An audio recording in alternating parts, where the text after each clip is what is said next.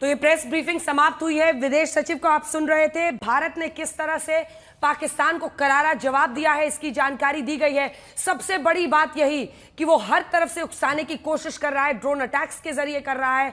इसी के साथ साथ उसने जहां जहां पर अटैक किया, और दूसरी बड़ी बात जो कि कर्नल कुरैशी ने भी बताया कि जो पाकिस्तान की फौज है वो आर्मी डिप्लॉयमेंट बॉर्डर पर भी बढ़ा रही है, हर तरीके से वो उकसाने की कोशिश कर रही है। और इसी के मद्देनजर भारतीय सेना ने अपनी तरफ से जवाबी कार्रवाई में उनके तमाम जो एयर बेसेस हैं उसको तबाह किया है। इसकी औपचारिक जानकारी दी गई है। जिस नूर खान एयरबेस रावलपिंडी की हम बात कर रहे थे, जिस हम रहीम यार खान एयरबेस की बात कर रहे थे, इन सब पर जानकारी वहां पर दी गई है, जहां जहां पर हमने जवाबी कार्रवाई की है। जी, जिस तरह से वार किया है पाकिस्तान ने हेवी कैलिबर वेपन से मिलिट्री स्टेशंस को टारगेट किया है, और जो पाकिस्तान का दुस्साहस है उसको भी उजागर किया गया। लेकिन क्या कहा कर्नल कुरैशी ने और विंग कमांडर सिंह ने, हम आपको एक बार फिर सुनवाते हैं।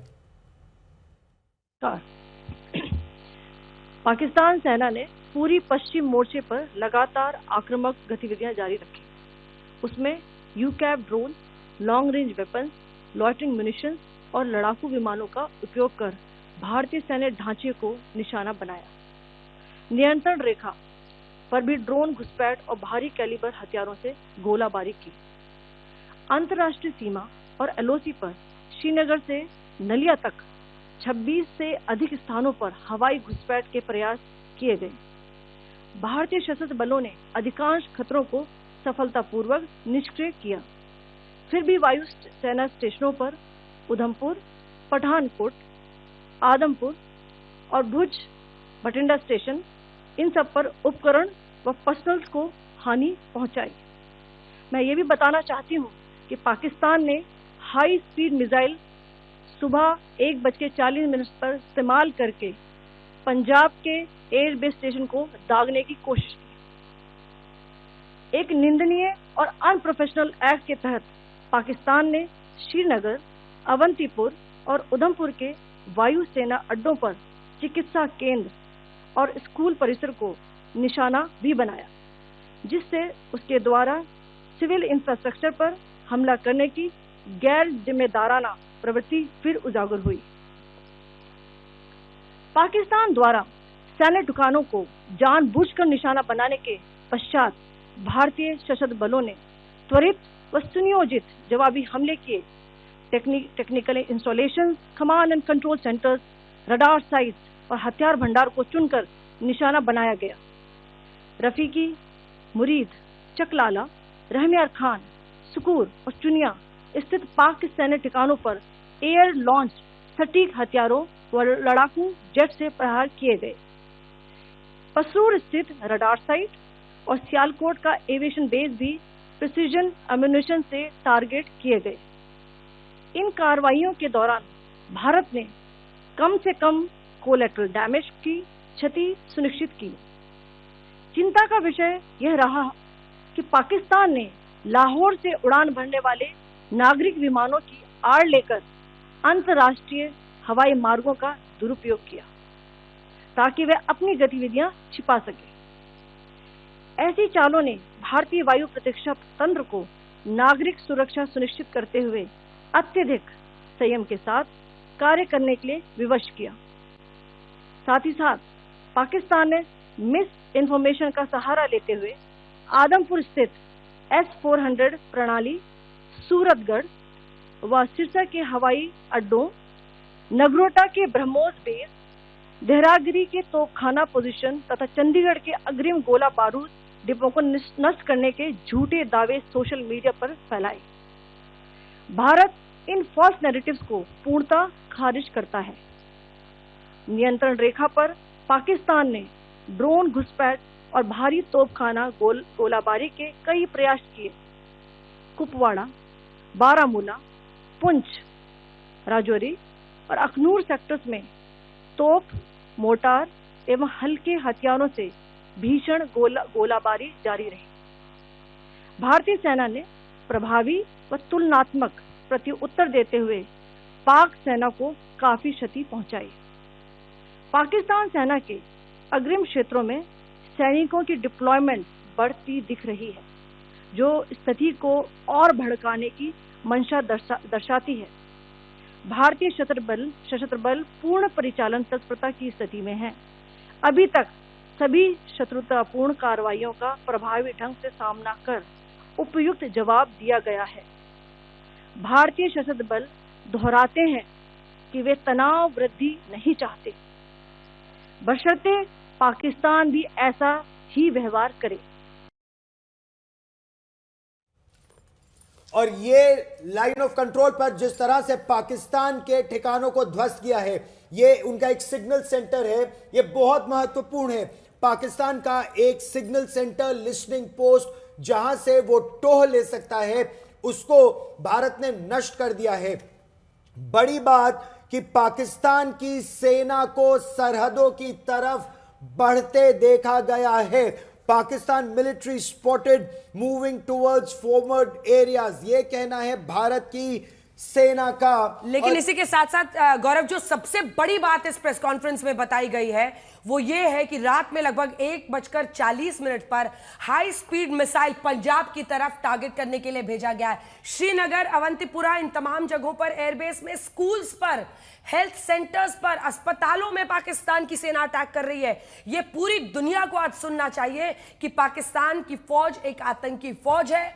वो रिहायशी इलाकों पर, स्कूलों पर, अस्पतालों को टारगेट कर रही है। गौरव, और बड़ी बात इस समय विदेश सचिव विक्रम मिस्री का क्या कहना है। पाकिस्तान का न केवल वो कायरतापूर्ण उनका एक्शन, बल्कि जिस तरह से पाकिस्तान एस्केलेट कर रहा है, सुनिए।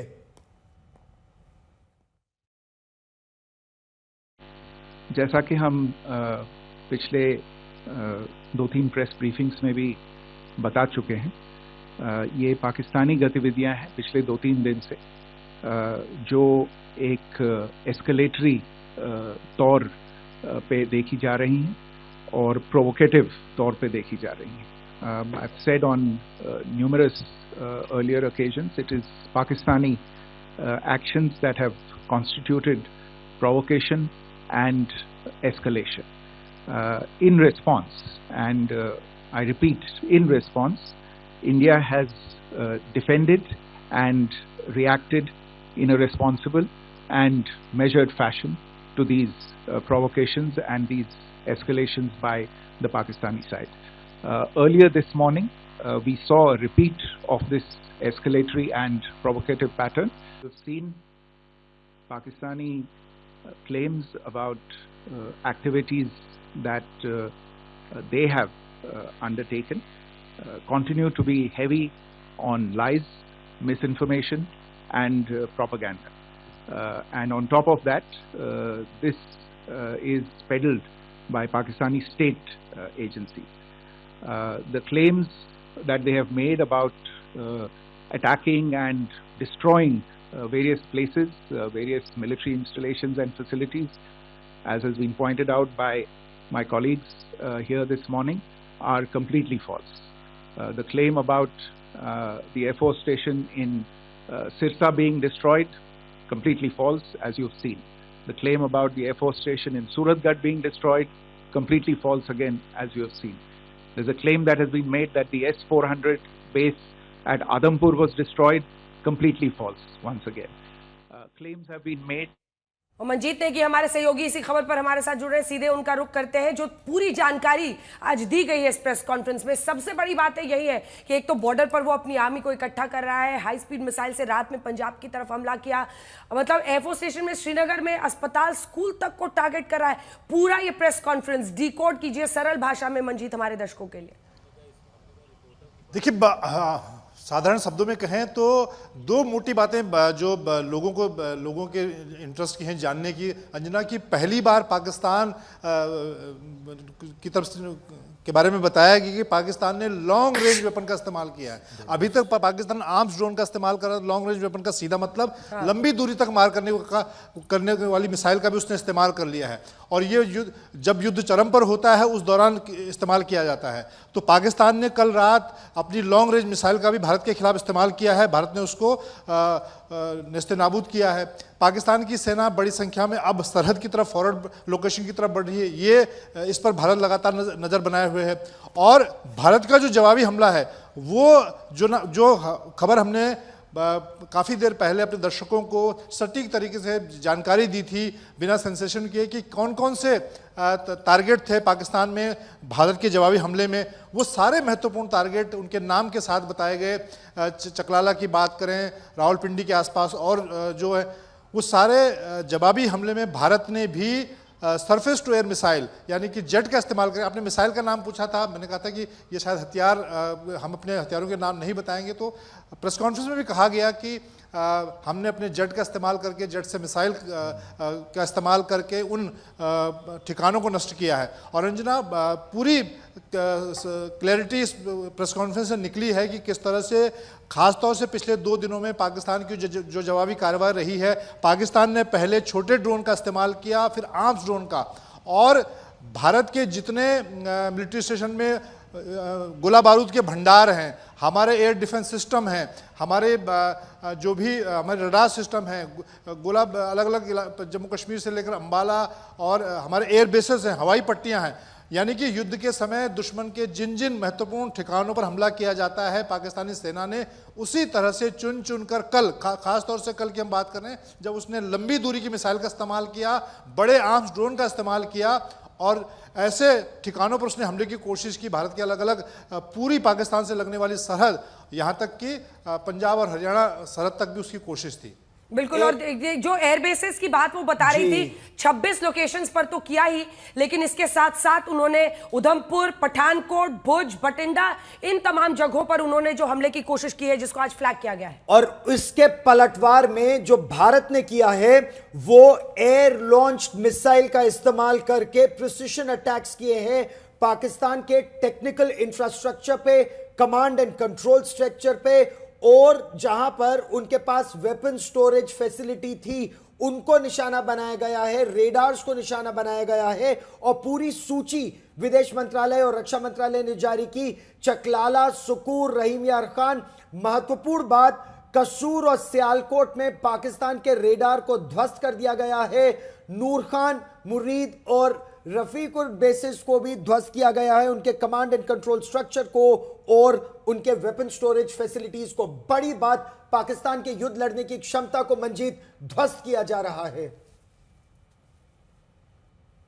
भी अगर देखें तो भारत का जो प्रभावी हमला है वो पाकिस्तान के मिलिट्री बेसिस पे है। जैसे कि प्रेस कॉन्फ्रेंस में बताया गया, कमांड एंड कंट्रोल सेंटर को निशाना बनाया गया, उनके जो आयुध के भंडार हैं, गोला बारूद के भंडार हैं, उनके कमांड कंट्रोल में चाहे रडार सिस्टम की बात करें, मिसाइल डिफेंस की बात करें, और उनके जो ड्रोन सिस्टम की बात करें, उनको टारगेट किया गया। अभी भी हमने पिछले, अगर उनसे कल देर रात को उनसे 4 से 6 जो उनके मिलिट्री बेसिस हैं, एयर बेसिस हैं, उनको जो निशाना बनाया गया, उसमें हमारा टारगेट कहीं भी सिविल पॉपुलेशन नहीं थी या दूसरे इलाके नहीं थे।